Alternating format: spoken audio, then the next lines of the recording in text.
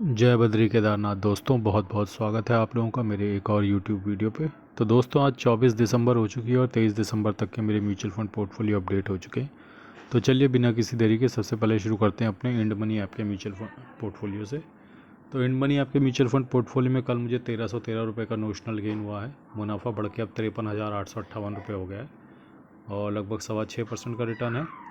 और आपकी जानकारी के लिए बता दूं कि ये पोर्टफोलियो मैंने इस साल ही फर्स्ट 10 डेज़ ऑफ जनवरी में बनाया था। तो अलग अलग म्यूचुअल फंड 1 2 3 4 5 6 7 8 ऐसे करते करते 10 तारीख तक सारे म्यूचुअल फंड की SIP लगा दी थी वीकली। तो लगभग 1 साल होने वाला है इस पोर्टफोलियो को। आप देख सकते हैं कि कश्मकश से भरे हुए साल में भी 6.25% रिटर्न है। तो FD से ऊपर ही है फ़िलहाल तो। लेट्स होप कि आने वाले दिनों में FD को और बीट करता है। तो लगभग 8,76,000 की इन्वेस्टमेंट है और 9,30,000 का रिटर्न है, सॉरी करंट वैल्यू है। अगर बात की जाए तो SIP की, तो 45,500 की SIP लगा रखी है, जिसमें 34,500 की SIP कंप्लीट हो चुकी है। पराग पारिक ने कल 708 रुपये का नोशनल गेन दिया है और लगभग 7.25% का रिटर्न दिया है। निपॉन लार्ज कैप ने 277 रुपये का गेन दिया, लगभग 7.25% का रिटर्न दिया। ICICI प्रूडेंशियल लार्ज कैप ने लगभग 22 रुपये का गेन दिया, लगभग 8.5% का रिटर्न दिया है। कोटक मिड कैप ने लगभग 91 रुपीज़ का गेन दिया, लगभग 7.5% का रिटर्न दिया है। एडलवेस स्मॉल कैप ने 42 रुपये का गेन दिया, लगभग 5.25% का। HDFC मिड कैप ने लगभग 76 रुपये का लॉस दिया है कल, लगभग 10% का रिटर्न है। एडलवेस मिड कैप ने कोई नो प्रॉफिट नो गेन दिया है कल, 0.10% का रिटर्न है। Nippon India growth mid cap ने लगभग 19 रुपये का गेन दिया, लगभग 7.5% का रिटर्न है। इन्वेस्को इंडिया मिड कैप ने 22 रुपये का गेन दिया, लगभग 9.5% का रिटर्न है। बंधन लार्ज एंड मिड ने 44 रुपीज़ का गेन दिया, लगभग 8.5% का रिटर्न है। Invesco India large and mid ने 33 रुपये का गेन दिया, लगभग 0.7% का रिटर्न है। मोतीलाल मिड कैप ने 152 रुपये का लॉस दिया, लगभग 2.25% का रिटर्न है। HSBC स्मॉल कैप ने 14 रुपये का गेन दिया, लगभग 1.5% का रिटर्न है। Bank of India small cap ने 26 रुपये का गेन दिया, 1.25% का रिटर्न है। कोटक स्मॉल कैप ने 86 रुपीज़ का गेन दिया, लगभग 1% का रिटर्न है। कैनरा रोबेको ने 24 रुपये का गेन दिया, लगभग 4.5% का रिटर्न है। निपॉन स्मॉल कैप ने 30 रुपये का गेन दिया, लगभग 3.25% का रिटर्न है। JM फ्लेक्सी कैप ने 48 रुपये का लॉस दिया, लगभग 2.5% का रिटर्न है। SBI स्मॉल कैप ने 124 रुपये का गेन दिया, लगभग 1.5% का रिटर्न है। टाटा स्मॉल कैप ने 11 रुपये का गेन दिया है, 0.3% का लॉस है। जियो फ्लेक्सी ब्लैक रॉक फ्लेक्सी ने 10 रुपये का गेन दिया, लगभग 1.25% का रिटर्न है। तो आज कौन कौन सी मेरी SIP कटी है एक बार नज़र डाल लेते हैं। तो आज कटने वाली SIP में थी bank of India small cap और HDFC mid cap, Nippon India large cap, ये 3 SIP मेरी आज कटी है। इसके बाद चलते हैं दोस्तों अपने ग्रो ऐप के म्यूचुअल फंड पोर्टफोलियो पे, उधर भी नज़र डाल लेते हैं कि कल क्या हुआ है। तो मेरे ग्रो ऐप के म्यूचुअल फंड पोर्टफोलियो में दोस्तों कल लगभग 1800 रुपये का नोशनल गेन हुआ, 62,000 का रिटर्न है। 27,47,000 इन्वेस्टेड वैल्यू, 28,10,000 करंट वैल्यू है पोर्टफोलियो की। तो एक बार देख लेते हैं फटाफट किस किस म्यूचुअल फंड ने कल कितना रिटर्न दिया था। सबसे ऊपर रहेंगे पराग पारिक, फिर डिफेंस, PSU वगैरह है, मिड कैप वगैरह। तो एक बार मैं धीरे धीरे स्क्रॉल करता हूँ कि काफ़ी सारे ओवरलैपिंग फंड हैं दोनों पोर्टफोलियो में, तो मैं आप लोगों का समय वेस्ट नहीं करना चाहता उन्हीं सब दिखाने के। लेकिन ये तो थे हरे वाले जिन्होंने पॉजिटिव में रिटर्न दिया, कुछ ने नेगेटिव में रिटर्न दे रखा है। तो ये तो थी स्थिति मेरे दोनों म्यूचुअल फंड पोर्टफोलियो की। बाकी मैंने कुछ फ्लिपकार्ट के लिंक्स दे रखे हैं वीडियो में, जो अगर आप अपने मोबाइल स्क्रीन पर टैप करोगे तो लेफ़्ट साइड बॉटम में आपको दिख जाएंगे वो लिंक। आप चाहें तो वहाँ से कुछ भी शॉपिंग कर सकते हैं। और आज अगर बात की जाए पोर्टफोलियो की, तो मैंने आज कुछ गिरावट हुई थी तो कुछ ETFs में एवरेजिंग करी थी। E-multi MQ ETF की 10 क्वांटिटी मैंने बाय की है। मिड स्मॉल ETF की 10 क्वांटिटी बाय की है। शरिया 20 की 1 क्वांटिटी मैंने आज बाय की है।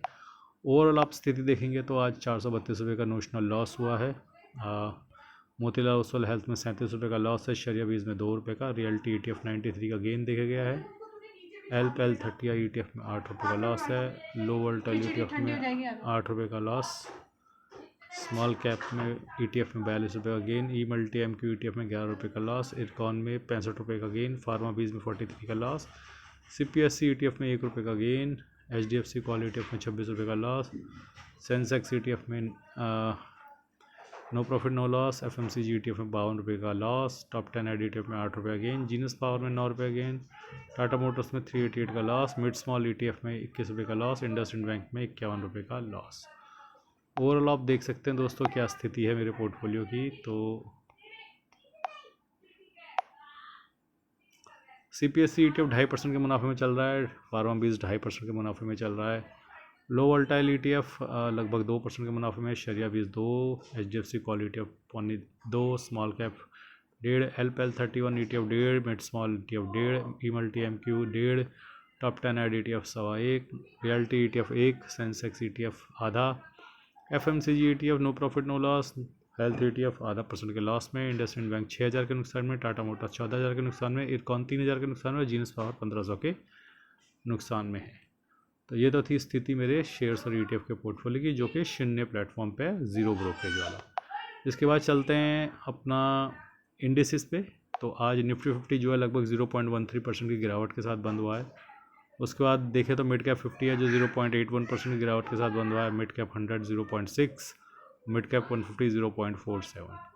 वहीं स्मॉल कैप 100 0.28 की बढ़त के साथ बंद हुआ है। स्मॉल कैप 50 0.05 और स्मॉल कैप 50 0.06। तो गिरावट ज़्यादा है स्मॉल कैप में। तो आज ओवरऑल हमारा पोर्टफोलियोज नेगेटिव में जानी चाहिए, और बल्कि नेगेटिव में जाएंगे, बहुत ज़्यादा नहीं जाएंगे लेकिन नेगेटिव में जाएंगे, लेकिन थोड़ी बहुत गिरावट आज देखने को मिलेगी। उसके बाद चलते हैं दोस्तों अपना FIDI के बाय सेल पे डेटा पे नज़र डालें। तो अभी आज का डेटा तो अपडेट नहीं हुआ है, लेकिन कल जो है हमारे DI जो हैं 1700 करोड़ की सेलिंग कर गए थे, और इसके अगेंस्ट 3800 करोड़ की बाइंग हमारे DI ने करी है। तो DI ने फिर से पेंच घुमा दिया है और नट बोल्ट टाइट करने शुरू कर दिए हैं। तो FI जो हैं वो तो बिल्कुल भी ख़रीदने के मूड में नहीं है, और DI लगातार, मेरे ख्याल 75-80 दिन हो गए हैं जब से लगातार DI लगातार बाइंग कर रहे हैं। तो मेक और ब्रेक लेवल पे आ गए हैं दोस्तों। बहुत ध्यान से यहाँ पे जो लोग ट्रेडिंग करते हैं ध्यान से ट्रेडिंग कीजिएगा। जो लोग इन्वेस्टिंग करते हैं वो तो अपना लगातार SIP चलाते रहें, और जो लोग बीच बीच में टॉप अप लमसम करते हैं ये समय बिल्कुल भी नहीं है करने का, ठीक है। ये रेजिस्टेंस लेवल है 26,200-250 का। यहाँ से बार बार मार्केट नीचे आती है, और आज फिर मार्केट ने एक डाउन ट्रेंड दिखाया है। तो एक और रिवर्सल आ रहा है 26,200-250 से एक बार फिर से। अगर ये बढ़ता है तो 25,700-750 का लेवल है जहाँ पे आपको दोबारा से बाइंग करनी है, ठीक है। ये सिर्फ मैं ETF वालों के लिए बता रहा हूँ जो ETF स्विंग ट्रेडिंग वगैरह करते हैं। शेयर्स वगैरह तो मैं वैसे भी रिकमेंड नहीं करता हूँ। तो ETF स्विंग ट्रेडिंग वालों के लिए मैं बता रहा हूँ कि 25,700-750 का लेवल आता है तो वहाँ पे आप दोबारा डाल सकते हो। बाकी हर गिरावट में थोड़ा थोड़ा खरीद सकते हो ETF में, एवरेजिंग में कोई दिक्कत नहीं है। म्यूचुअल फंड के लमसम करने की इच्छा रखते हैं तो अपने लमसम का 10वां हिस्सा 25,700 के आसपास जरूर डालिएगा, एक हिस्सा। उसके बाद चरणबद्ध तरीके से थोड़ा थोड़ा डाल सकते हैं। आज के लिए बस इतना ही। धन्यवाद। Good bye. जय बद्री केदार।